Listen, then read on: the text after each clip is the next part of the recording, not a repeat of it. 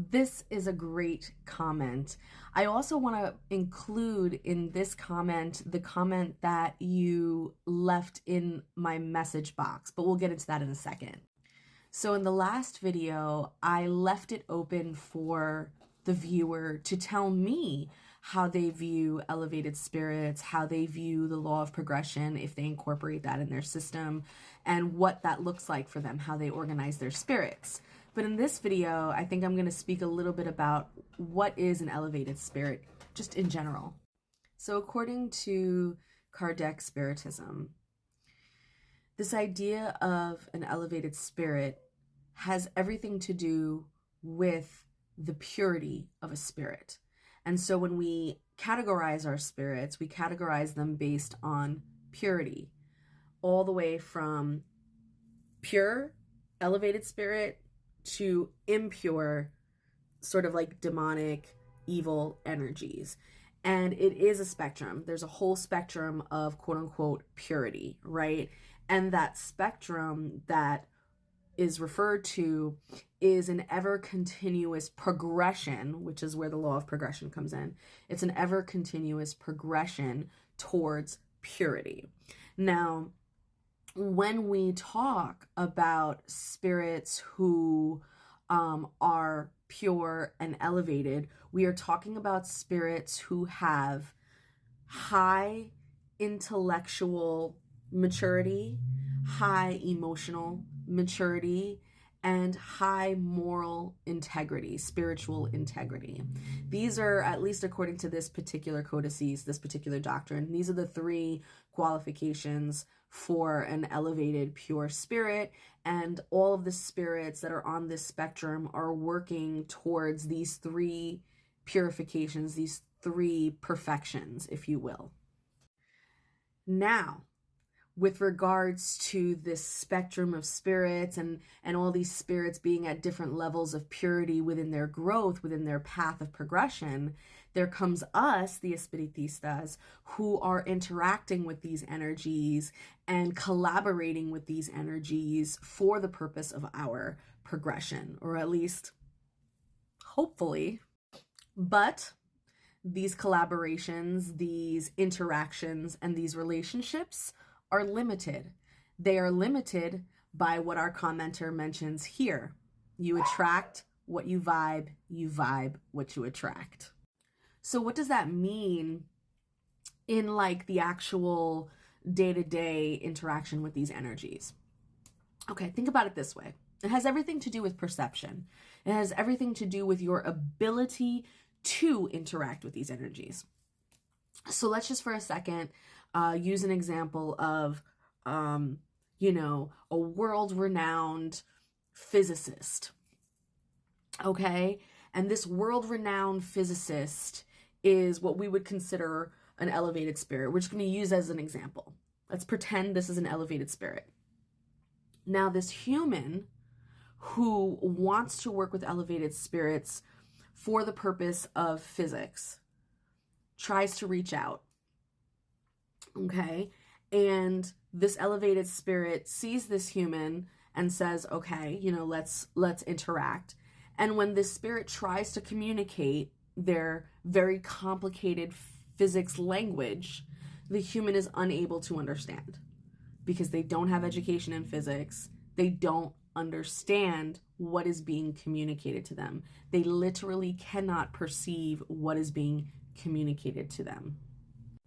This is what I mean about attracting what you vibe and vibing what you attract. It's about perception. It's about your spirit's level of purity interacting and vibing with other spirits who has similar levels of purity.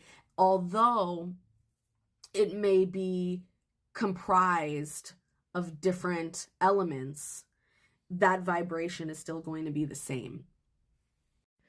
Which brings us to the next part of your comment, which is that if you are someone who is a psychic, healer, medium, magnetizer, curandera, whatever you want to call yourself, if you are someone who seeks to be of service in that way, in a spiritual way, there is a level of purity that your spirit needs, purification that your spirit needs to have in order to even do those things, and to have the support of the spirits who have mastered those arts.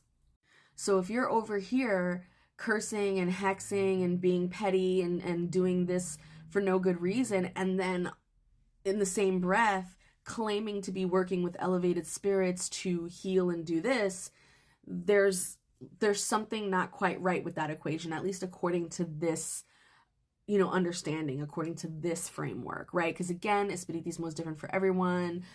People's codices, people's things are going to be different, but those who rely on the codices of the lineage of spiritualism and spiritism and move it into espiritismo, this is where our understanding comes in, right? And so, when you're essentially, what we're saying is like, you can't really be a bruja and a espiritista at the same time.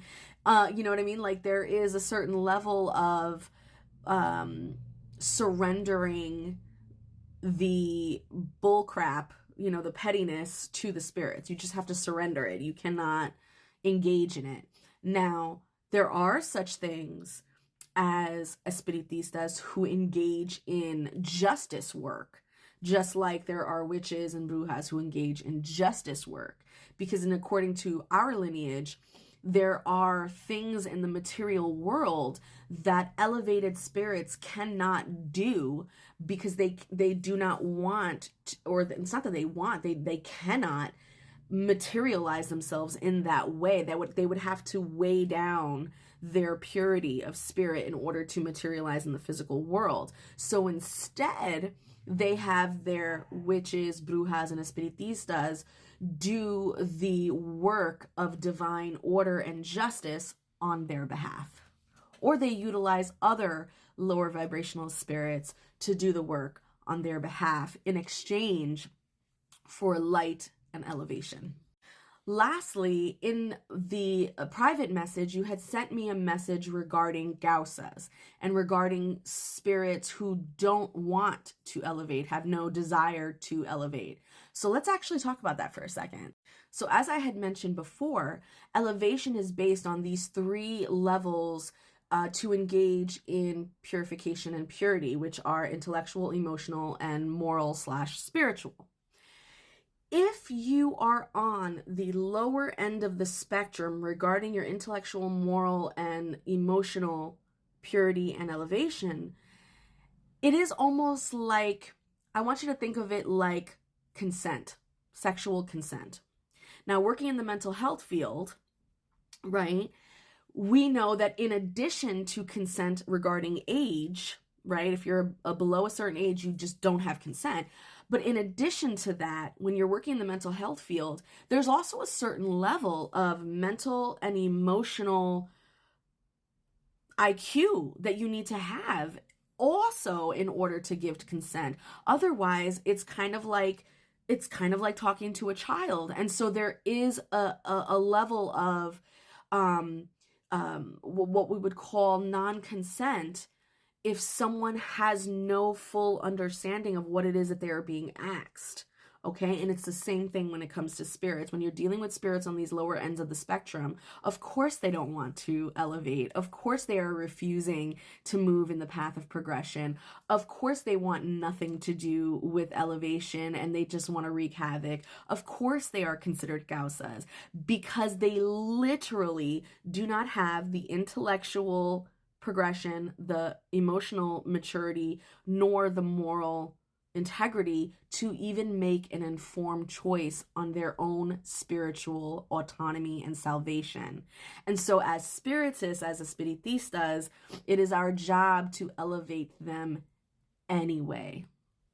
Anyway, that is a whole other conversation, whole other video that we can go on to forever. But let me know what you think.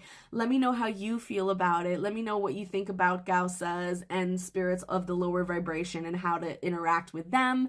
I would love to hear more about it. Again, my name is Leilani. This is The Magical Solution. Thank you so much for watching. This is how we grow.